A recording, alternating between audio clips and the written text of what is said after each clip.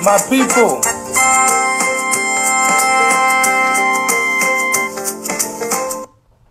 what's good, my people? See, I've got an intro now. Big shout out to my my brother, the humblest, Yomi, who promised me an intro tune, and he gave me an intro tune. Listen, today's a special one. I know he's right there as well. I see you, my bro, Kay. Kaisha, I see you, my brother, Eduardo. I'm gonna add you, but I have to make a proper intro. You understand? I have to make a proper intro for this legend right here. So I wanted to make sure he's there. My Congolese brother, an absolute legend. Absolute legend. And, you know, we've had some great conversations in the last few days. But this one here is another brilliant one. Somebody who has lived an amazing life through his music, has connected with different cultures across the continent. He is a producer, he's a songwriter, he's a rapper, he's an entrepreneur, a businessman, a father, of course, a husband, an amazing guy, man. And we connected a few years ago my TV show that was going across Africa with Guinness called Raise Your Game, alongside my brother Nelson Bengela, one of the most amazing person I've come across. Has really advised me, really been a big bro to me. But this man here is from my country.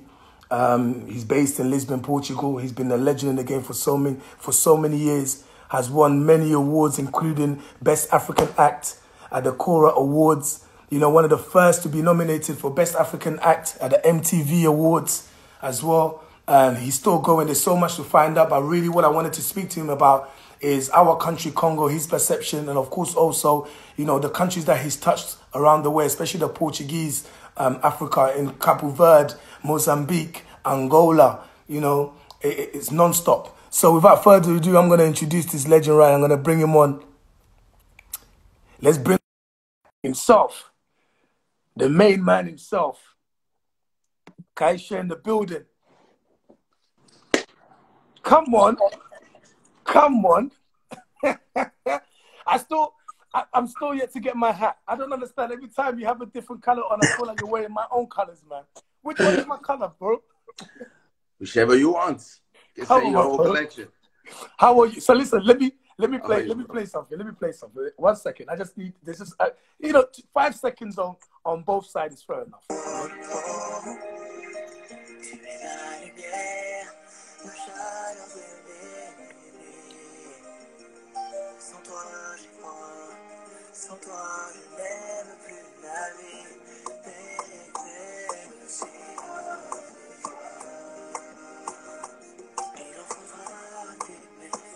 Big boy. Hey. Man. So before I play the next one, what year did you make this song? Love de Toi, I think it's 2004, 5. 2004, 2005. All right. So I'm gonna play this. I'm gonna play this next one.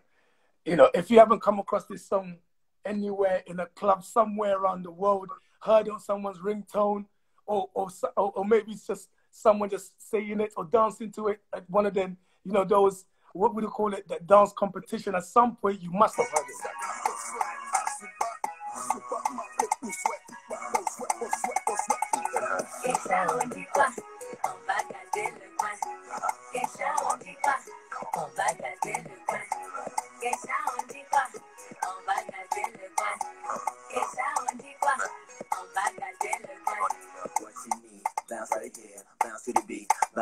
This is why I said he's also a rapper.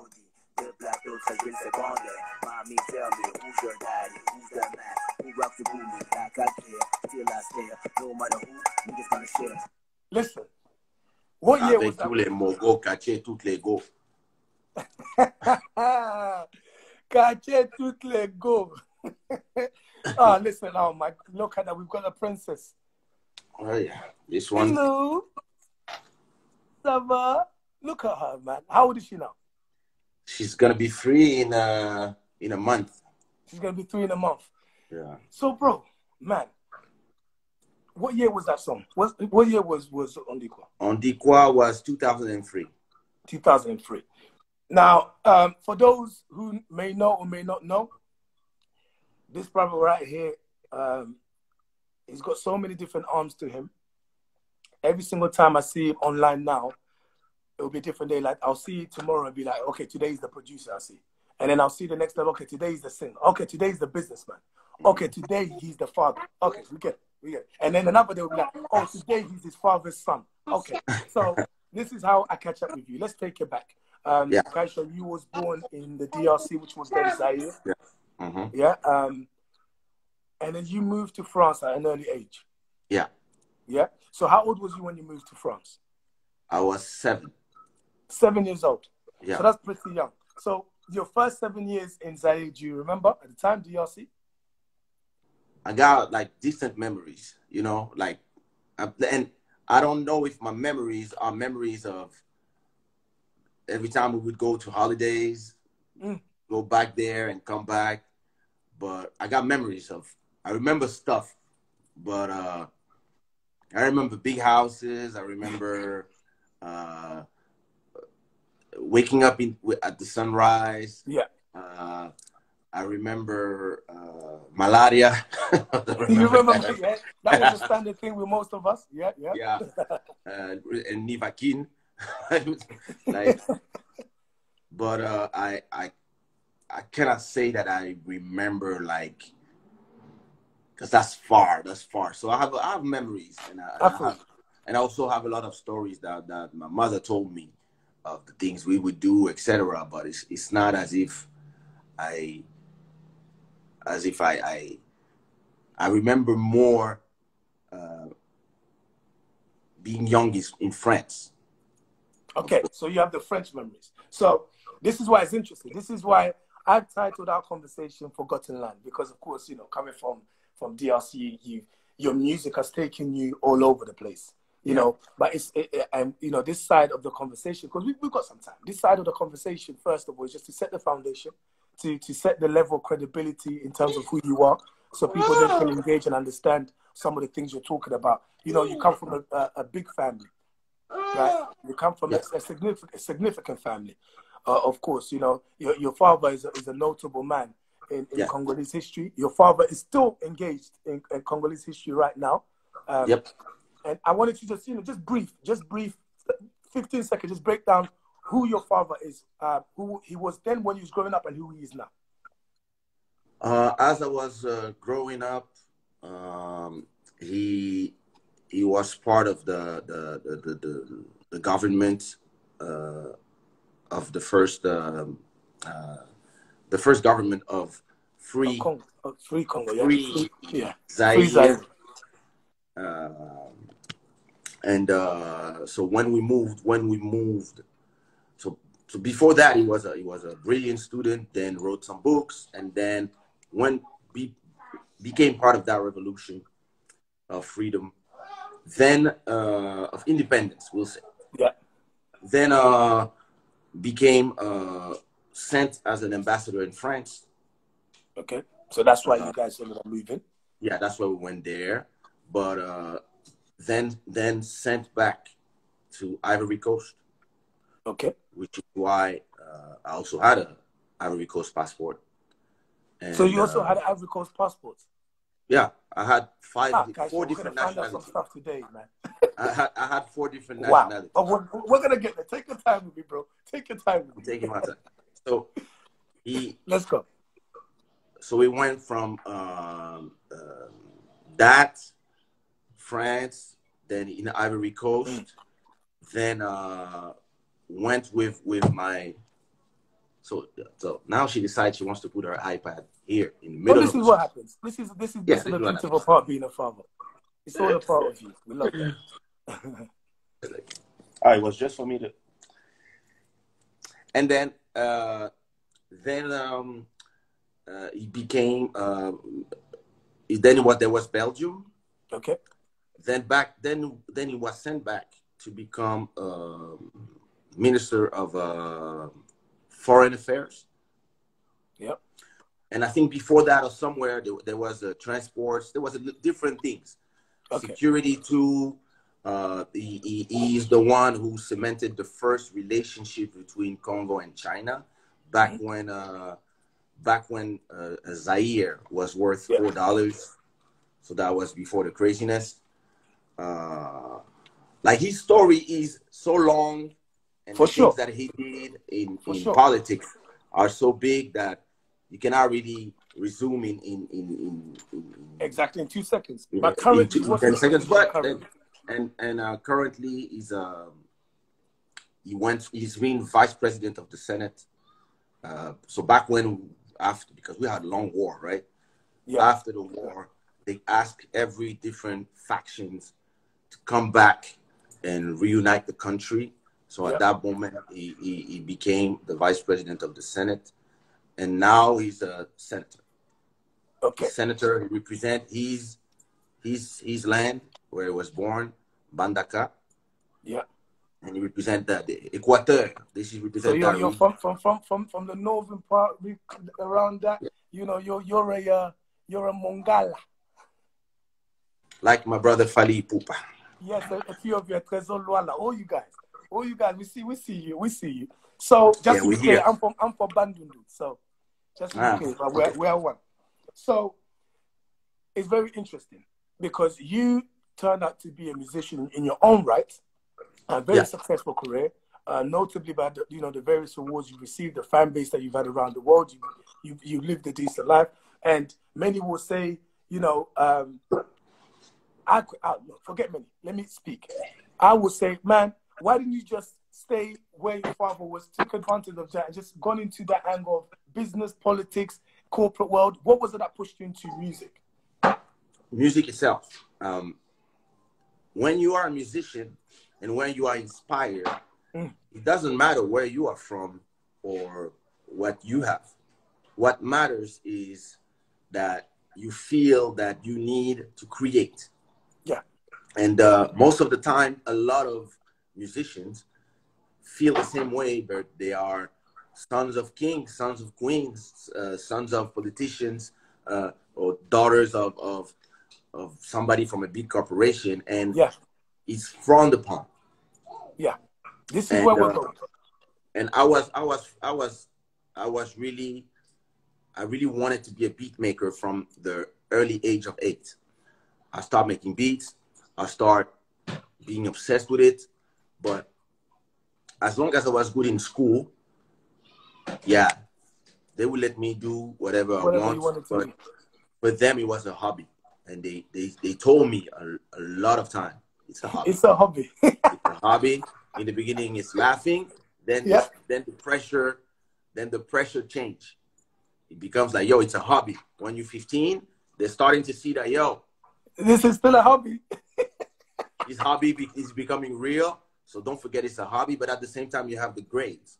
I've always been very brilliant at school. I finished my secondary education, where you finish around 18 and 19. 17, I was done. 17, I was entering Sorbonne University. I studied economics. I studied at one of the most prestigious schools in France, which is Sorbonne. But Sorbonne is serious. But at the same time, I was going to do rap shows. So wait, slow down. So here's the part. With this, and this has been consistent with the last couple of conversations we've had. I had a conversation about creativity being frowned upon, creatives being given a certain value or devalued in our culture. I wanted to break down what was your process in speaking to your father, who was very much, who was one of the most iconic faces in Congolese political history and still is, right? So there you have his son. Are you the eldest of your family too? Yeah. Yeah, so there you have the son. Everybody's kind of looking, firstborn. So everybody's looking, okay, what's going on? He's expecting you, you've gone to the prestigious school, you're a smart kid. And that moment, the moment where he realizes that music is where you're going, what was that transition like?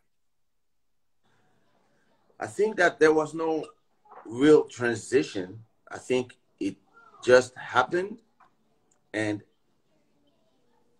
in everything I would do, I had a deal with my parents very early. Oh, That was like, we want the grades at school. We Africa. want you to be good at school for your future.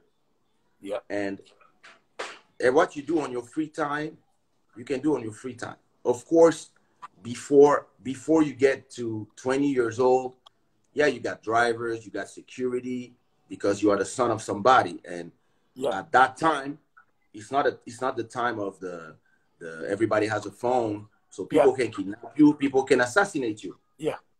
For pressure, because don't forget how we got here. For sure. CIA is involved, and my father is talking to presidents. Is actually close to one. So it's a different period of time, and French politics, Belgium politics are based on the money that they are getting from Africa.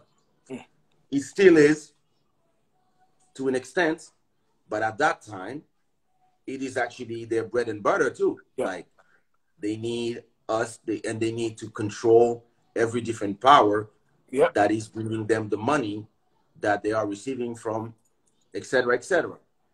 So until a point you were super protected, and at a point when you start being a young adult, when you were like 18, 19, and you can, you start walking by yourself in the street, stuff. Yeah. That's when he started being rap contests, and performing here and there, and becoming, and the thing is, like, at a point your name is starting to resonate, and it started to land in certain ears. So that's when people are like, yo, your son is, and I No, didn't do that, because you have to understand the mentality of African men who came from nothing and arrived somewhere. If you were walking with your barefoot when you were young, and then you work hard to bring a house and an education to your children, you don't want them to go to a risky way. You don't want to go back there. You don't want to go. You don't want them to go back there. Yeah. So you like, no, I didn't do all these sacrifices for you to come and want to become to make ice cream or rap or all these things that are not serious. Especially when my colleagues and friends, their sons are in the US, in this prestigious university, here, there, they do this, they do that. You're not gonna come here and explain to me that what you want to be is a singer. Yeah. That was the conversation at that time. And then, of course, and I keep referring back to why it's so important to understand the forgotten land, because we're specifically talking about your experiences. You're breaking down a Congolese man, and you're breaking down the situation would have been in Congo, and of course, you also growing up in France. You've also touched on, the relationship between, Zaire, then with France, with Belgium, with China, with so many other places, and, through your eyes, of course. So you got to a stage where I wanted to explain the moment where your father, do you ever remember that moment where you were like, okay, this guy's now in, I've won him, he now, like, he is a fan. Oh, he loves what I'm doing. And he's actually being like, okay, it's fine. Do you remember that period or that moment? Was there a significant moment? I remember that there was another politician who was his friend. A woman, she was the ambassador of, I think in Belgium. Oh, no, she was not the ambassador in Belgium. But she was a diplomat. And so it was one of my aunts. And may she rest in peace. She passed away ever since. But I remember that when he was frustrated about my choices and never told me, my mom told me that she was the one who told him, let him be a creator. And you love music so much, and you've been helping so many musicians, because he in the culture he did a lot for the artists. So you love artist so much. I understand that you're scared for him, but at least let him try. Let him be himself. But because he has the education anyway, Yeah. so he can still, with his diplomas, and he's brilliant at school. It's not like if he's doing it and he's letting school go because of that. He's still doing his thing. So let him try, you know. And so after that, there's two moments. So in '98, when I released my first album, and I become like I do a gold album in France, which is 100,000 copies. When like gold was first gold, album. huh? When gold was gold. Like, not the gold of today. And it was like a first strike boom. Maybe he's at he's in the cabinet of the president with the rest of the leading clique, the guys, clique at that time, and they're there, and one of them tell him, "Hey, your son, is your son that singer, Keisha?" And he's like, there we go. Oh dear, why? Oh dear, there we go. Now they know, and yeah, now there's no hiding. Now they're gonna laugh. Everybody knows. Laugh at, now they're gonna laugh at me. And he's like, yeah, and so what? So he's already defensive. He was expecting. Yeah, he's already defensive. Like, yeah. My son is not a failure. Yeah. And the guy said, that's really him? I said, yeah, that's my son. It's like, well, listen, my daughters love him so much. Can we have CDs with autograph, a poster? Can he come bring him the house? Wait, is your little boy, your firstborn, the little one? Yeah. Listen, can we have? And then the other ones start asking, so what's going on? Value. And he's like, you don't know his son? You and then now he's like, yeah. That's my son. Of course. So, yeah, that's my son. That was the one that I didn't know about, that my mother told me. Your mother told you, okay.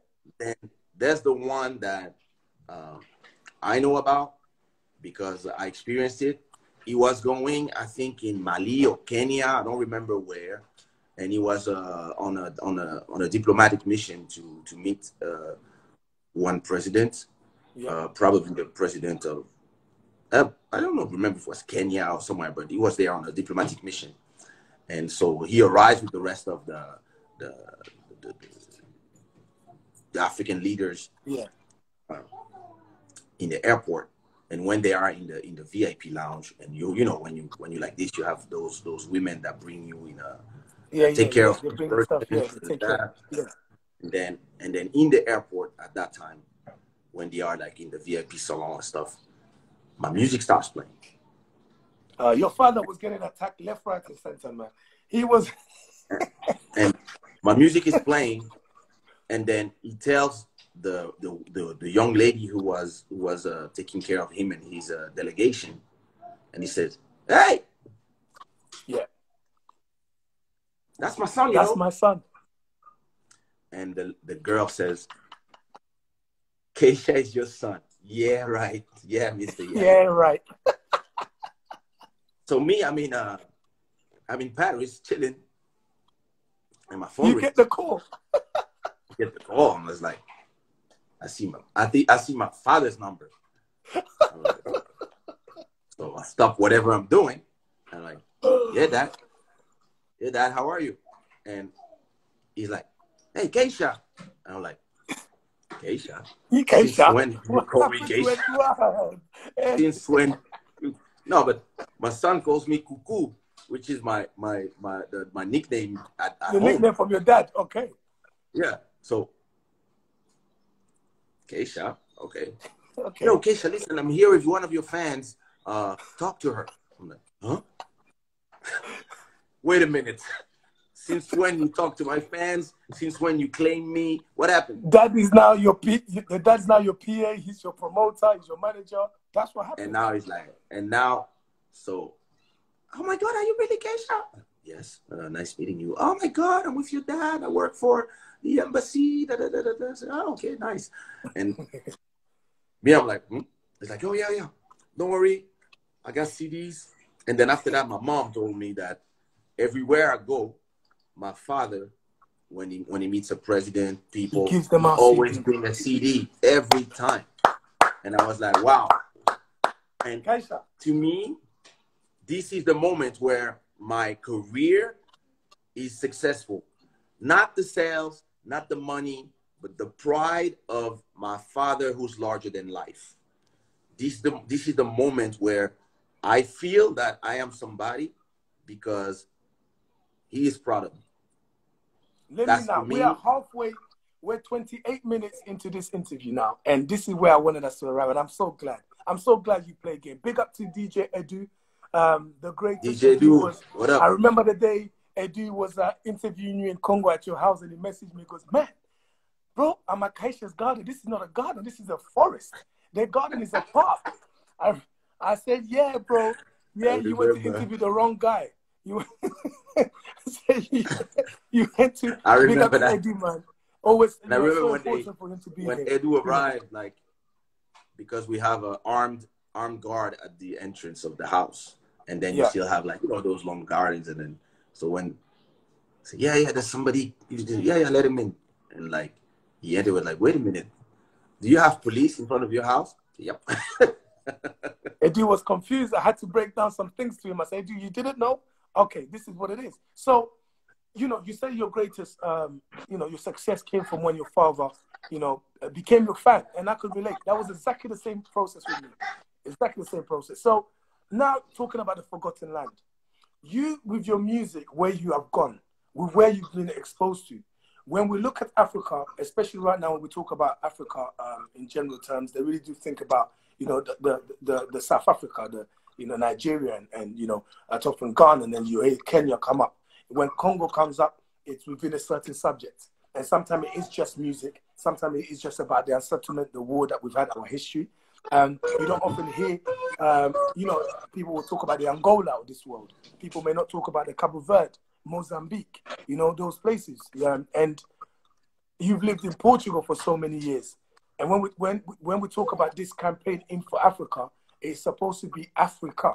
It's supposed to be inclusive in so many things, in so many ways. Why do you think sometimes, apart from the obvious of the language barrier, of our former colonial situations, we've been separated, the French on one side, the Portuguese on one side, the Spanish, then you have the Swahilis on one side. But apart from that, why do you think certain countries take more of a shine, even though there's so much happening in so many other countries that we should also be proud of? I believe that one of the first things is that our lack of unity has been designed, and we also have to say that again. Say that again. I want to hear our lack of unity has been designed, right? And we have been, and we also have to look at inside ourselves and realize that we also have that the fact that we are very proud as people, and we didn't learn, as for example, I'm going to take you the example of America. Yes, sir. America is a continent, and they united between 54 countries, and they are in competition between each other sometimes economically, and in terms of communities, that they can be disparities and tragic events. And right now, for example, all the Black Americans, they hate all the racist white Americans. But if you drop a bomb, if a plane is in the sky and drops a bomb in any state of the US, every single American will go under the flag, take their guns, and defend the land of the free. They will all forget their problems, and everybody, and you will see Trump will become our leader. Let's go, leader. What are we doing? Yo, we got to fight. America isn't that like, they will go. Because they built this narrative to their people from the get-go. All the kids, you respect the flag. They have like a story that they built about their country that to me is a cursed country because it was built on a genocide of the original occupants of that land. But once they arrive here and they kill each other and then they kill the Indians and then they said, okay, listen, let's do a constitution. Once they did their constitution, they start writing stories and movies. Yep. Yep. And they start painting a story in a very clever way where every superhero is a white American. Every person that saved the world from aliens is American. Every movie that you will see and respect it is an American movie. When it's our movies, we don't even watch them. Yeah. We like, oh yeah, okay, let me see on YouTube. Let us see our cultural content is second class. Like our music is world music. Yeah. They give genres to all their stuff, and even the ones that we invented for them, they have they take control, right? But when it's us, it's world music, and when it's the news are on CNN. So when the same people that they put in power start disobey, they become dictators. So you will tell any Congolese person or from all these other countries, what about Mobutu? What about Yadima? What about all these people? And people will tell you they are heroes or they were butchers or they were dictators, not based on the reality of what they were. And I'm not saying that they were not complicated people with doing good and bad, but they will tell you something that they've been told since they were born. And sometimes you realize when you talk to them, they don't even know, they didn't even do their research. They don't even know what they're talking about. And so I could have Congolese people sometimes coming to me and telling me, oh, why you wear something with the independence of Congo and the old flag? This is not the name of the country anymore, etc. And I say, listen, how are we going to love ourselves if we don't love our history? And if every time we change president, we have to hate the one before, and it has to be listen, like our latest elections in Congo, I'm not going to say that it was done perfectly. I'm not going to say that I believe what the outcome of the elections. But one thing that I will say is that it's the first time that it was not a bloody passing of power. And I think that is important for us to say that we have to respect and love our own history. And it's something that we don't do. You see, so this is where she's just agreeing. She's agreeing. I like the fact that she's agreeing with you. She's agreeing with her father. You know, and I allowed you to speak there because it's so important to understand context in what you're talking about here. You know, it's so important to understand in terms of history, in terms of understanding ourselves, because one important point you made is about America. Now, here's the thing. Talking about America as as a continent. Sorry. I wanted to just to land on my feet on what I was saying in the beginning. Yes. We on the opposite were kingdoms, different kingdoms. Yep. And at the end of the Second War, that they called the World War, but it's actually the European wars. Yeah. Right? Because the world is Europe. Right? And at the end of that war, where they think they are the center of the world and the world, they went and did their peace treaties, and they start cutting in the middle of our different communities. So all of a sudden, Bete can become Beninois or Ivory Coast. All of a sudden, an Angolan or Congolese becomes Angolan or Congolese. And let them know sometimes we're listening. We're listening. And our all of a sudden our different ethnies are divided between influences. And then it's the Cold War when they are using us as proxies. And they divided us as how they, okay, you take the cheese, I take the macaronis, you take the ham, you take this, you take this. Oh, like Congo belonged to one person at a point, to the King of Belgium, to one person. And so all these made, and then of course, that's when they feed you their language. They tell you that that blonde nigger with the blue eyes, that's God. Mm-hmm. Wait.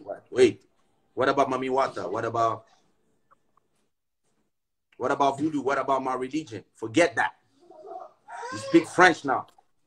Forget, like, and just the Forget fact your names. Your that name we is are not different. speaking, Yeah.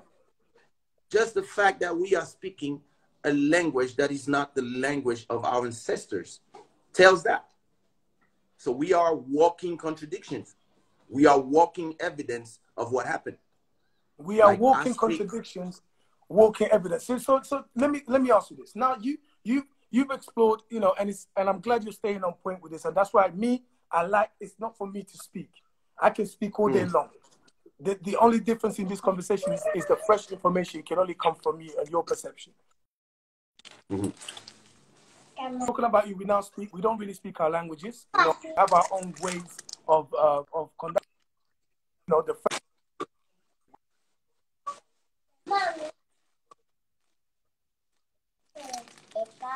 right?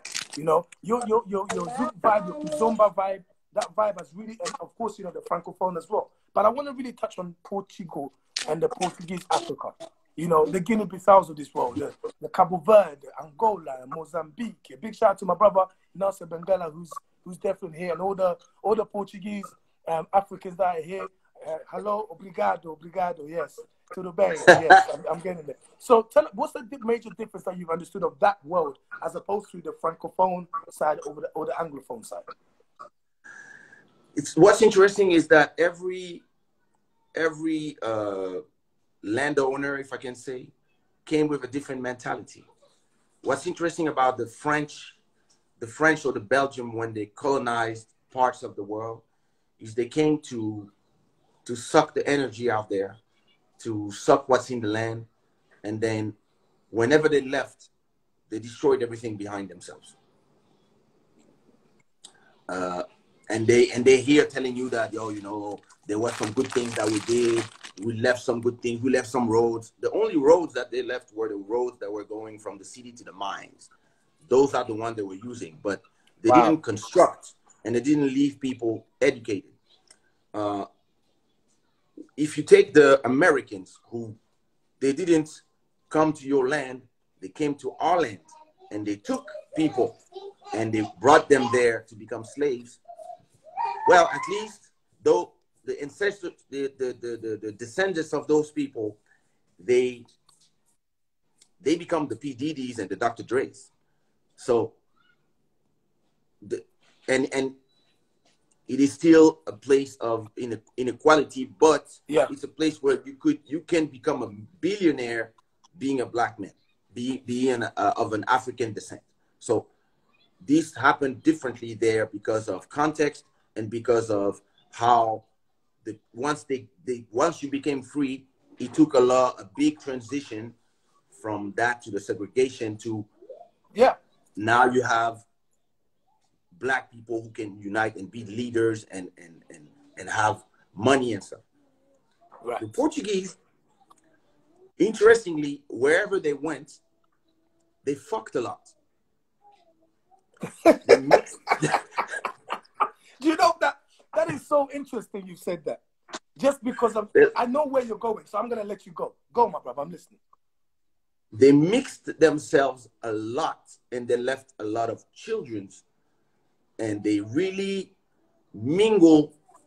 I'm not saying it didn't happen in the other places, but they there, really, really cemented themselves. The way they infiltrate countries, they also make babies, children that become their children.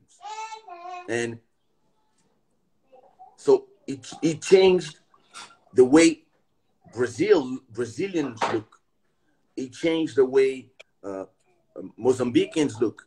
It changed the way Angolans look in certain places where they mix themselves with a lot of people. And even to go further, you have to understand that before the Portuguese brought Africans, slaves, to Cape Verde, there was nobody in Cape Verde.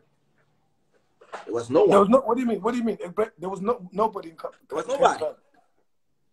It was just islands with nobody in there. So they brought people in the 14th century, I think, if I'm not mistaken. They brought people and they mixed themselves with them, meaning that education. Come on, Kaisha. You're the lecturer today. Take it. We're listening. So some of those population are Portuguese creations.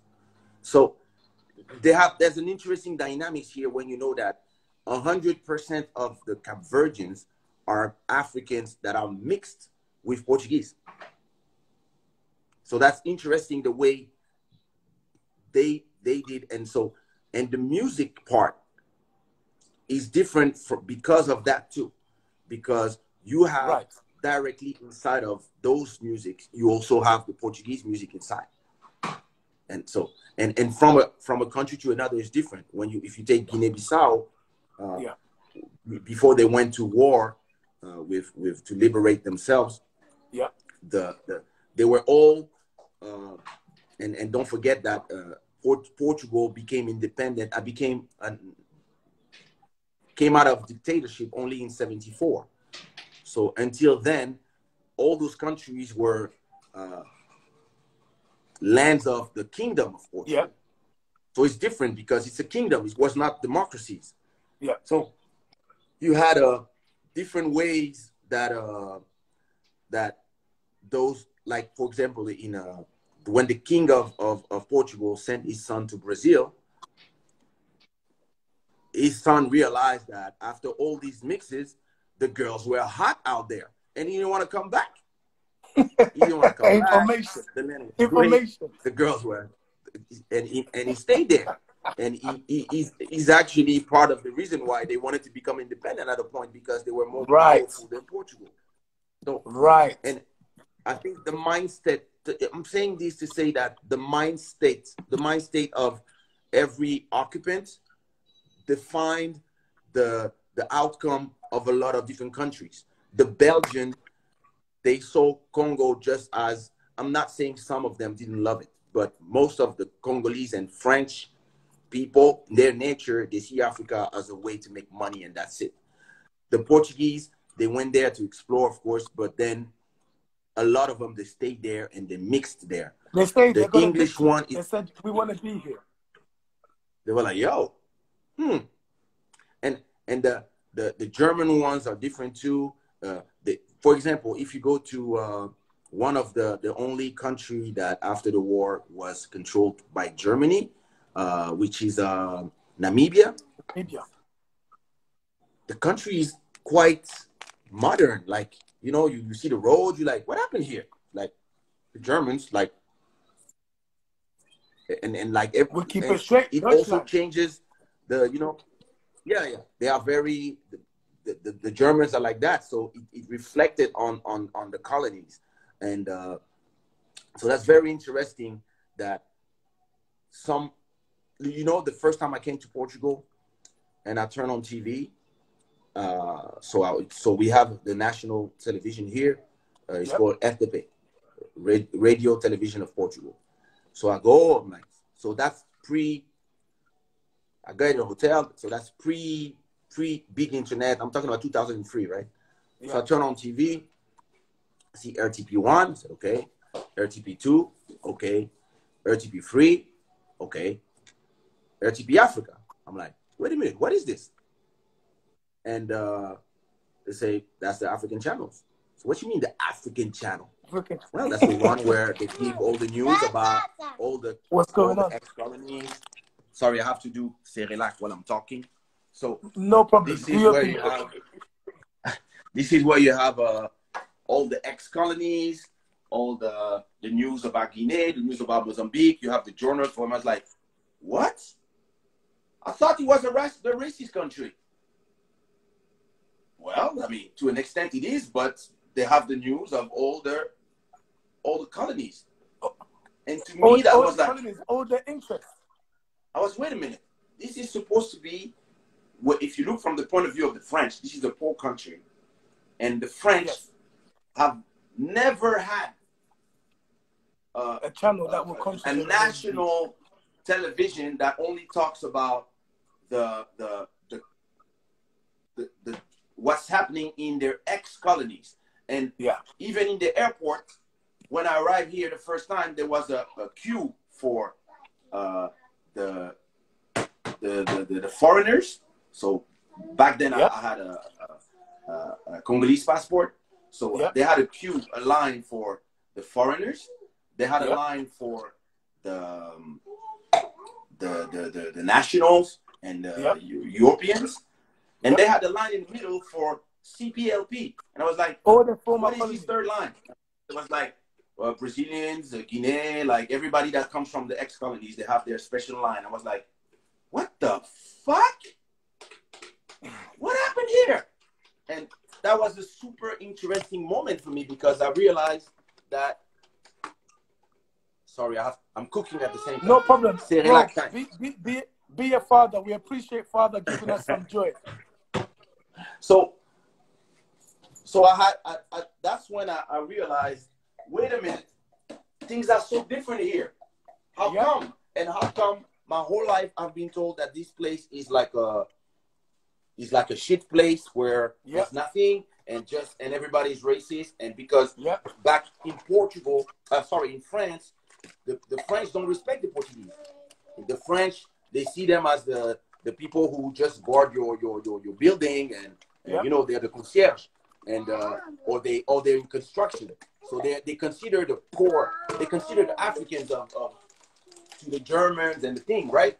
Right. But I arrived here and it is far ahead in terms of integration of their people. And so they bring them. That's when I was like, and don't forget one thing. My mom is half Portuguese. Right. So this is one thing I know. But back then, I didn't remember. I was like I was like in France.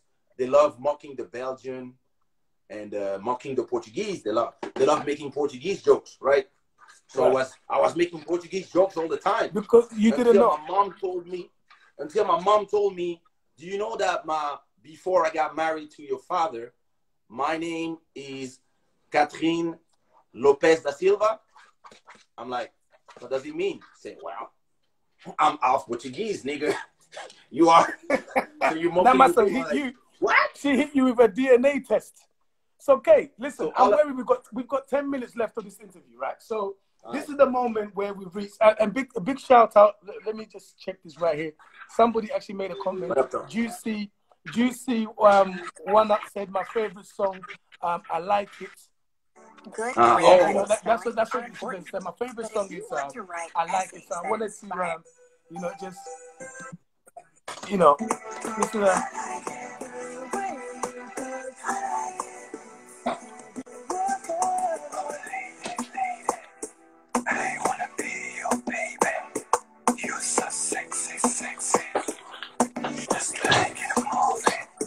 So I just want to know that's a big shout out to Juicy One Up. Everyone that's listening, this is still Info Africa conversation with my brother Kaisha. Forgot to land. Hey, listen, he didn't say he's half Portuguese, he's a quarter. Please don't take the half a quarter, yeah? Please. I'm quarter. I'm 25%. Nelson, this is where your people start saying, my brother. I'm going to tell you something funny. Go on. After my mom told me that, she said, oh, we are the Silva Lopez or whatever. And when I went back to school and people were doing Portuguese jokes, all of a sudden I was offended. Yo, overnight.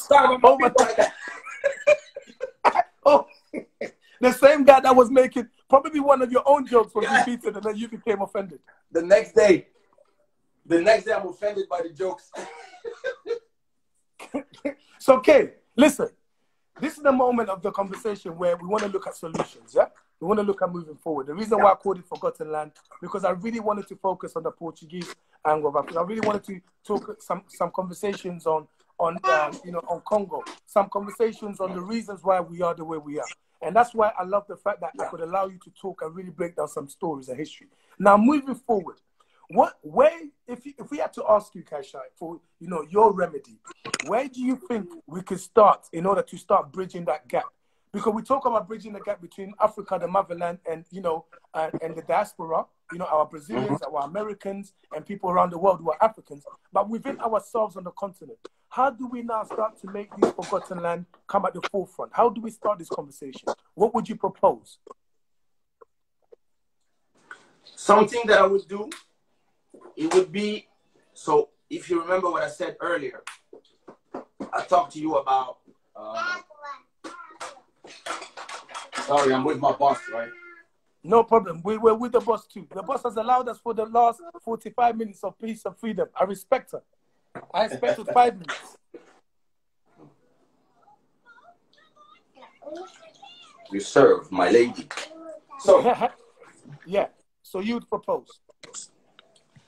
I believe that freedom and power comes from controlling your own media, first of all. As long as you don't control your own media and you don't control the narrative, you will always be painted a certain way. Yeah. So as long as we believe that the source of information coming from CNN or from Africa 24 that is French owned or Portuguese owned radio, as long as we believe that this is the truth, we will always see a narrative that is of the interest to the people who are our ex-owners. Fact. And as long as we don't start to not only, and trust me, it's hard because I know some people who tried and they got all of a sudden, they got attacked by the IRS in France. All of a sudden they had to pay huge taxes. So they know how to prevent you to do that because they know how dangerous it is to let us in that position, that social information because if you understand well, they all like on one country they will say, oh, it's not normal. This guy has been in power all his life. Oh, this is not true democracy. And the next country, the neighboring countries where they get their oil, like Gabon, for example, they don't have a problem with the same family being in power forever. The same guys. So, but because they are the ones who are painting the narrative, you don't really have a choice. So I think for the culture, for us as a people to become our own people, we need to start owning our own radios, owning our things. We, as fans, as the public, we need to start spending our money on our creators instead of Gucci and Chanel and all these brands who are actually using our gold and selling it back to us with 1,000% margin. We need to give that money to our creators first. I'm not saying boycott everybody and no.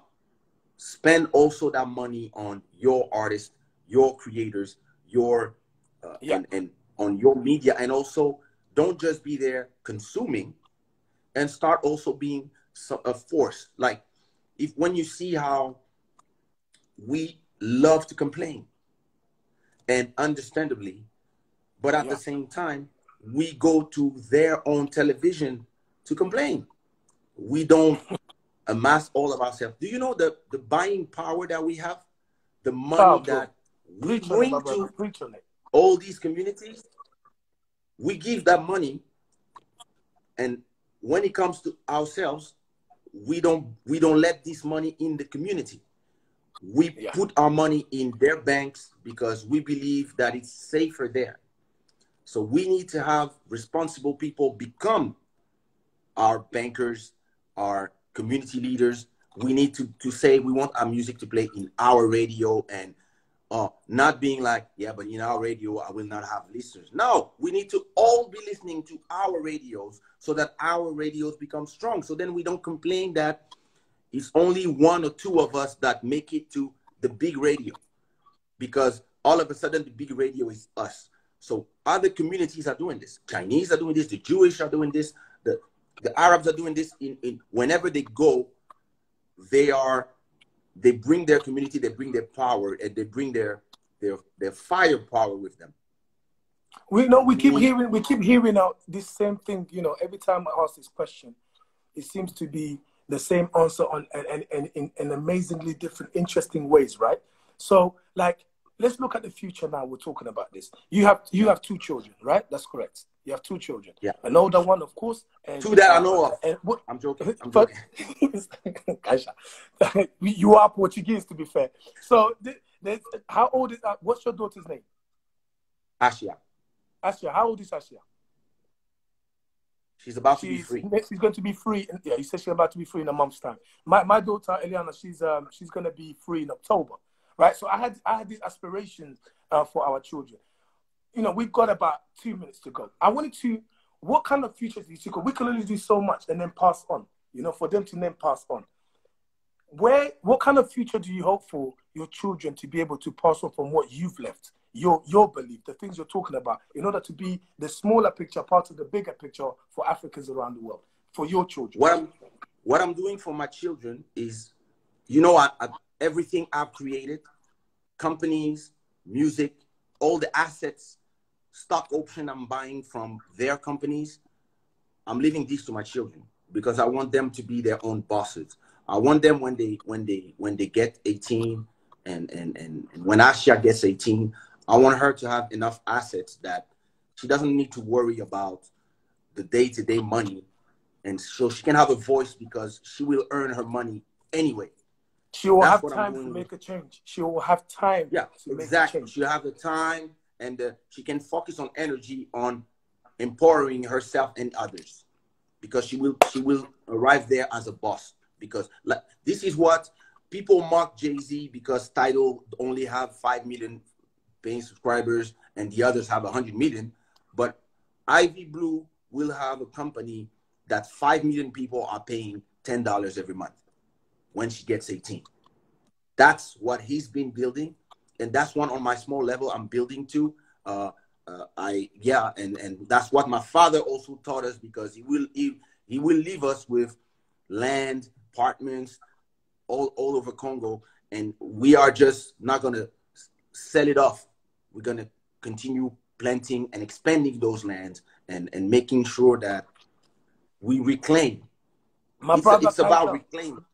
You are a special guy. We've got less than 2 minutes left of this. First of all, I want to say INFORAFRICA. Let's go to Get In for Africa to make sure we keep following these amazing stories. Kaisha has lent his voice for our festival that's going to be coming up as well. We hope to get a performance from you, of course, my brother. Thank you for already supporting. Thank you for always being a brother, man. And, you know, as one Congolese and one Zairian to another, it is an absolute pleasure. Big shout out to my big bro, Tapiwa Madovi. I see you, bro. Big shout out to I see you, everybody in the comments. Big up. Nelson Bengela, Nikel. Bro, we have 31 seconds left. No, we have 1:15 left. And I'm going to play 20 seconds of this before I say my proper goodbye. Don't move. Don't leave us. I just want to continue. It's a beautiful song from my bro, Kaisha. He's produced so many songs for some legends. Sequate Pedro, Nelson Freitas, multiple award winning. Yes. We want to give you your flowers before you leave us, bro. We appreciate you. Thank you to Nelson Bengala for always making this possible as well. Let's keep following. Tomorrow we have another great interview. We have another great interview tomorrow, man. Kesha. I want to invite everybody to come to continue the conversation on my YouTube channel, Kesha.tv. That's where we talk of these subjects for hours, and I'd love to have you as a guest, of course. Anytime you want, my bro. Kesha.tv, guys, thank you. We'll see you tomorrow for another amazing event. And you know, I've got 13 seconds, and I have my song, Kesha. This is my song someone made for me yesterday as an intro out. So I'm gonna play it. I'm gonna